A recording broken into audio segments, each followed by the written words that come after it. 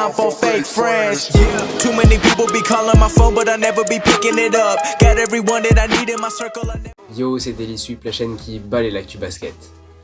Aujourd'hui, on va souhaiter un bon anniversaire à Mike Conley, le meneur de Utah Jazz. Un bon anniversaire à lui, en espérant qu'il fasse une bonne saison cette année avec Utah. Ensuite, petit flashback, il y a un an, jour pour jour, les Lakers étaient sacrés champions pour la 17e fois. LeBron James remportait sa 4e bague et son 4e titre de MVP des finales. On se rappelle bien sûr de cette photo iconique du fils de Rajon Rondo qui boit pendant que lui célèbre son titre. Cette saison, ça va être beaucoup plus compliqué avec une concurrence toujours plus rude à l'ouest comme à l'est désormais. Ensuite, on a pu voir la grande publicité de la NBA pour ses 75 ans, donc l'année Diamond.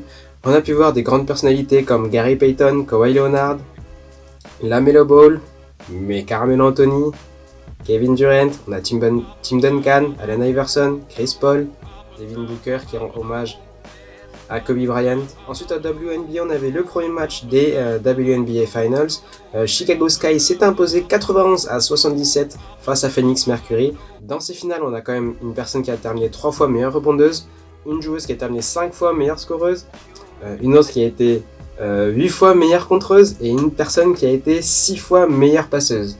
On a quand même une finale de folie avec une confrontation épique. La joueuse du match, donc c'est Kahleah Copper qui termine avec 21 points, 10 rebonds, 3 passes et 2 interceptions. Donc juste avant le match, Diana Taurasi a reçu le prix de GOAT. Donc ça a été via des votes pour célébrer donc les 25 ans de la WNBA. On avait Brooklyn qui s'était entraîné à l'extérieur, donc les visiteurs ont pu venir. On avait un petit jeune qui a pu exprimer toute son admiration pour le joueur de Brooklyn.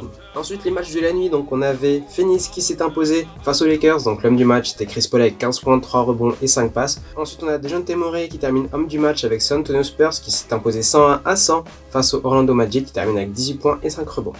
Dans le même temps, on avait Chris Middleton avec ses Milwaukee Bucks qui s'est imposé face à Oklahoma City. Il termine avec 14 points.